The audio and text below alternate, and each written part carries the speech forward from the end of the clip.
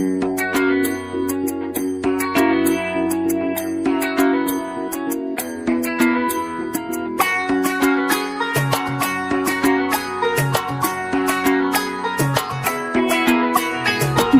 বাজা কাসর বাজা উলু দে আর শাখ বাজা, বছর পরে আবার এলো মাঝে। পুজো পুজো গন্ধ নিয়ে নতুন গানের ছন্দ নিয়ে শারদিয়া